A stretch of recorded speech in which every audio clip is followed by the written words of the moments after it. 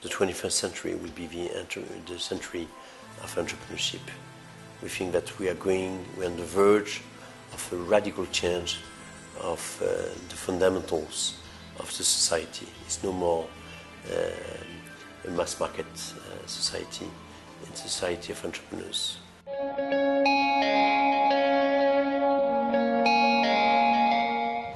I'm from South Africa. From Argentina. I'm from Mexico. Toronto, Ontario. I'm from France, UK. I'm from the Saudi Arabia delegation.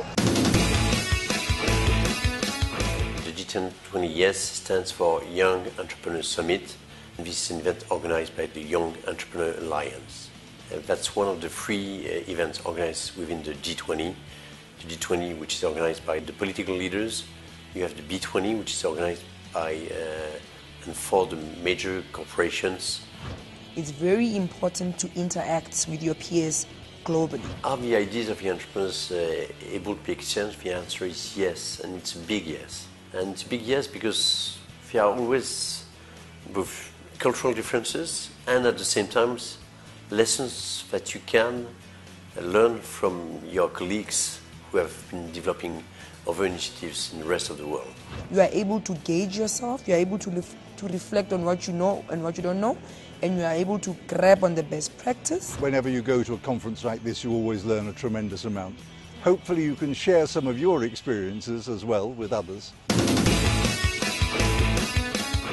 Political leaders are there because they are elected. That's the outcome of a democracy. Young entrepreneurs are there because they have been succeeding in what they had achieved in their country. Young entrepreneurs are very results-oriented. And this is the essence of what will make them successful. And I think that's at the heart of the DNA of the G20 YES. We are at the beginning of the 21st century, and everything is about to change in the world. As a result, things started to pop up in 2007 and 2008, and in 2010, our colleagues in Canada, with the support of the Canadian Prime Minister, put together the first G20 YES, and then we met together in Korea, and then in France, and the next summit will be organized in Mexico early June 2012. It's just wonderful for me to come here 16 months later after Toronto, after the first summit in Toronto. Young entrepreneurs are the key and will be the key not only to exit of the crisis, but to build and to shape a better world for the 21st century, but with a voice which is radically different in the sense that it's positive and full of energy and of hope, we believe. This is how movements start. This is how you change the world. The principle of the Entrepreneur's Declaration and the principle of an action plan to be submitted to the government, to the G20 governments and the G20 political leaders around growth creation and job creations, the major challenge that the world is dealing with. Gives them the opportunity to say, we all have some common challenges.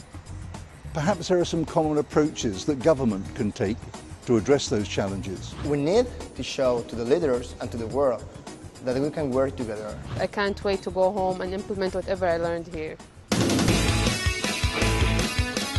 There are so many different profiles of young entrepreneurs. And by the way, that's what makes the richness and the depth and the range of what we are able to put together, which is absolutely unique. And the idea is not to find who is the ideal entrepreneur, but the idea is more about common denominators of all those young entrepreneurs. It's about passion, it's about vision, it's about risk-taking, it's about energy, it's about innovation, it's about charisma. It makes me learn a lot about what people think and how we're different and how we're similar. Young entrepreneurs around the world are living the same problems, and we all want the same solutions.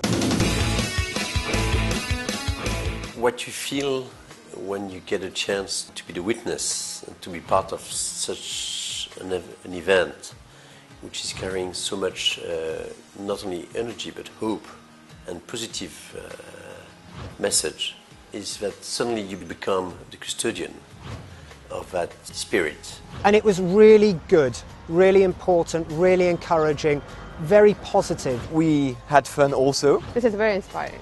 I think 400 of them here in Nice is incredible.